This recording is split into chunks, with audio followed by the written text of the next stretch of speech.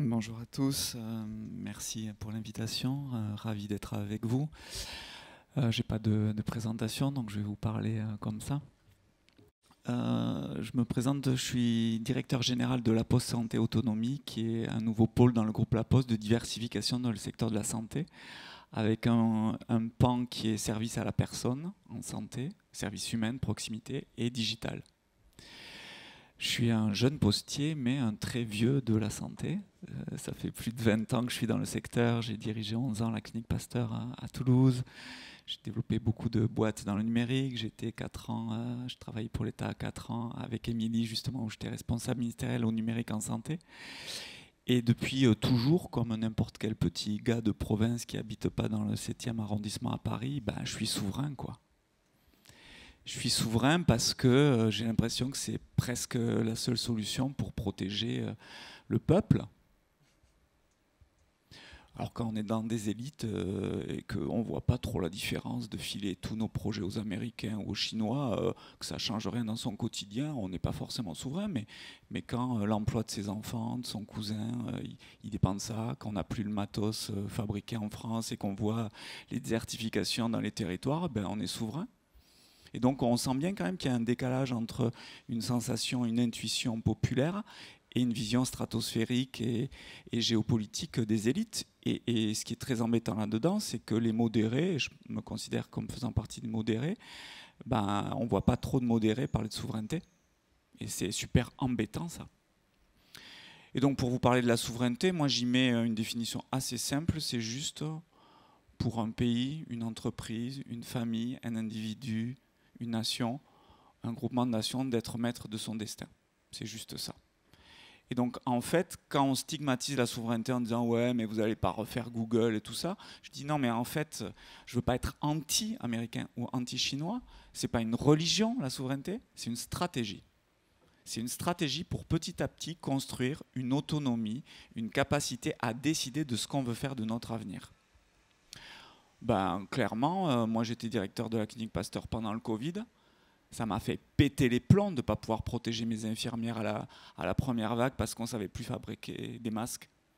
Alors c'était pas juste un truc de réglementation, là c'était mon quotidien, je protégeais pas mes infirmières, j'avais les boules, j'étais écœuré de ça et je flippais. J'étais écœuré qu'on ne soit pas capable de fabriquer un petit bout de plastique grand comme ça, juste pour mettre dans les respirateurs, ça s'appelle des circuits clos, en réanimation, pour éviter de contaminer avec un patient Covid tout le personnel. Juste un petit bout de plastique comme ça, qui était fabriqué maintenant plus possible en Europe, et évidemment, les autres pays qui fabriquaient ça, ils le gardaient pour eux. Donc c'est pas juste un truc théorique, c'est un truc super concret, la souveraineté. Et donc c'est élaborer une stratégie pour être maître de son destin. Et donc, ça veut dire aussi être en capacité de mettre dans ce qu'on fait, donc là on va parler du système de santé, du numérique en santé, de la data en santé, de mettre l'éthique et donc notre tradition de pensée. Et je ne juge pas, on vient d'une tradition de pensée française, européenne, gréco-latine, plutôt de tradition de pensée humaniste. On n'est pas tout à fait, et je ne juge pas, d'une tradition de pensée anglo-saxonne, libérale, libertaire. On n'est pas tout à fait, de l'autre côté du Pacifique, d'une tradition de pensée liberticide et autocratique. Ce n'est pas notre tradition de pensée. Et si on veut que dans le système de santé, on puisse traduire notre tradition de pensée, il faut maîtriser les plateformes technologiques humaines, les organisations qui soutiennent notre système de santé. Sinon, on sera incapable de maîtriser l'éthique qui va derrière.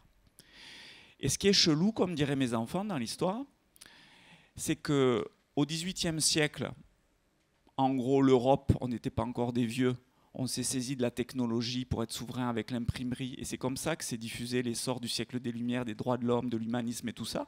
Et là, aujourd'hui, le monde d'aujourd'hui, il est dominé par les grandes plateformes outre-Atlantique. Et je ne juge pas. Mais pas tout à fait d'une tradition de pensée humaniste, quelquefois même à déviance transhumaniste. Bah, c'est pas pareil humaniste et transhumaniste, on peut me le raconter comme on veut. Et donc ce qui est étrange, c'est qu'on ne construit plus nos plateformes technologiques, notamment en santé. Donc ça veut dire qu'on a abandonné l'idée de maîtriser les plateformes qui soutiennent nos systèmes de santé. Et donc qu'est-ce qu'on fait? On régule. Donc moi je ne suis pas du tout juriste, j'y comprends rien. Émilie sait que je suis naze en droit et tout ça. Mais j'ai toujours trouvé ça super étrange qu'aujourd'hui, on renonce à la souveraineté en Europe sur les données de santé, sur les plateformes de santé, et qu'on se réfugie à mort dans la réglementation.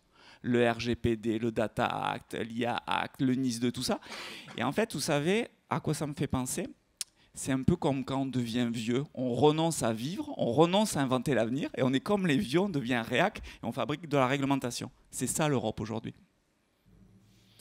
Et bien moi je pense que ça ne suffira pas, parce que ChatGPT, il a fait exploser tout, et parce que le prochain truc qui va se passer, ça sera certainement encore plus disruptif, et donc on va toujours être en retard d'un, deux ou trois wagons.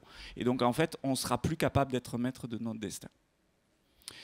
Et donc, humblement, ce que je pense, c'est qu'il faut qu'il y ait plus de jeunes en Europe qui bossent avec les juristes, mais que par contre, on arrête de tchatcher et on fait. Il faut faire maintenant. Et bien sûr qu'on ne sera pas aussi fort que les GAFAM, bien sûr qu'on ne sera pas aussi fort que les grandes plateformes chinoises, ok, mais on prend un axe et cet axe on le joue bien. Et cet axe pour moi c'est l'humanisme numérique. C'est le numérique au service de la santé qui sera peut-être moins big data, un peu moins fort en IA générative, mais qui par contre garantira une éthique hyper stricte. Mais par contre, au lieu de juste réguler sur la question éthique, on dit notre tradition de pensée humaniste, elle se traduit de cette façon dans une logique éthique. Donc on construit nos plateformes, on sera moins fort sur certains trucs, mais sur l'éthique, on sera les meilleurs du monde. Et donc, humblement, avec Émilie, à un moment donné, on s'est dit, si on fait un carnet de santé numérique pour tous les Français, on n'a pas envie qu'il s'appelle Google ou Microsoft, on va le faire à l'ancienne, comme les vieux, voilà, à la CNAM, c'est peut-être pas le plus sexy du monde, mais quand même, on va réussir. Et donc, on s'est dit, très humblement, à quelques personnes, on va renverser la table et on va proposer une vision souveraine, en fait, d'une plateforme de données de santé primaire. Et je vous le dis très clairement, j'étais opposé au Health Data Hub chez Microsoft. J'étais opposé à ça. Et donc nous, on a fait mon espace santé avec Émilie et toute l'équipe de la DNS en militant pour une vision souveraine juste des données primaires, déjà des Français, la collecte des données des hôpitaux, les résultats de bio, les comptes rendus d'imagerie, etc. pour commencer à construire, voilà, à faire. Et bien sûr que ça ne va pas se faire du jour au lendemain, mais de continuer à essayer de développer ça pour montrer qu'il peut y avoir un espoir et qu'en fait, on nous lave le cerveau en nous faisant croire que la partie est perdue.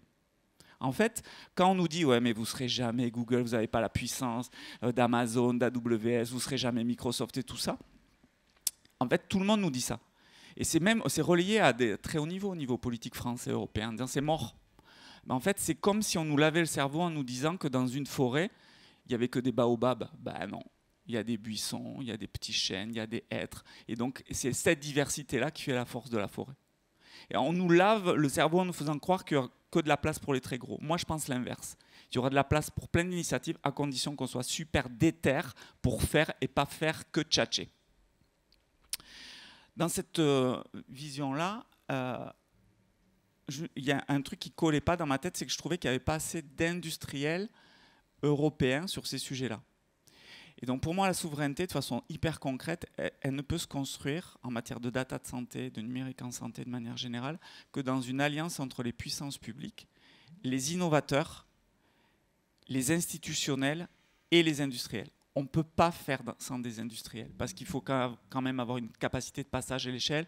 On ne peut pas faire qu'avec 3 startups, des universitaires, la puissance publique qui paye des AMI. Enfin, ouais, en fait, ça ne marchera jamais. Et à la fin, qu'est-ce qui se passe? Il y a un fonds américain qui récupère le truc et ça finit en build-up dans une solution américaine ou chinoise. Donc, en fait, moi, je pense qu'il faut mobiliser les industriels européens. Donc, ce qui m'a intéressé en rejoignant le groupe La Poste, c'est ce sujet-là. C'est que la Caisse des dépôts a dit on veut aider à construire des opérateurs, un opérateur français, européen, puissant, souverain sur les questions du numérique en santé. Donc on a monté un consortium avec d'autres industriels, des gros, Dassault Systèmes, Bouygues Télécom, la Caisse des dépôts, pour faire notre premier cloud. Alors on sera moins fort, on sera moins généraliste, mais on sera un peu plus spécialisé sur des sujets régaliens, santé, éducation, pour proposer une plateforme cloud européenne souveraine. Puis derrière, on s'est dit, moi je me suis fait faire comme vous tous, il y a un an, une démo de ChatGPT Nuance sur Microsoft. J'ai regardé ce que ça donnait pour faire des synthèses médicales dans des hôpitaux, avoir tout un tas de cas d'usage. J'ai dit aux équipes, est-ce qu'on ne peut pas monter sur notre cloud souverain une stack de LLM qu'on va aller chercher, on va passer des partenariats, on a passé un partenariat avec Mistral, puis on a monté notre stack d'IA générative, puis une solution peut-être un petit peu moins fort, mais un petit peu plus métier. Et aujourd'hui, on peut avoir une solution d'IA générative pour faire des synthèses médicales dans tout cas d'usage sur des données de santé totalement souverains. Donc en fait, même quand on n'est pas Google, on est capable d'adresser des sujets et de proposer des cas d'usage et petit à petit construire une souveraineté, à condition que les industriels, il y ait des alliances avec la puissance publique, avec les universitaires, et qu'il y ait une mobilisation collective autour de ce sujet crucial qu'est voilà, cette question d'être maître de notre destin. Derrière ça, la question de la sécurité, est-ce que c'est parce qu'on est souverain qu'on est plus sécurisé? Moi, le seul truc que je peux vous dire, c'est que je suis informaticien, le seul truc que peut promettre un informaticien, c'est qu'un jour ça va planter et qu'on va se faire hacker. Donc, mais d'un autre côté, c'est pas pour ça qu'il faut s'interdire d'avancer, qu'il faut s'interdire et qu'on s'auto-censure.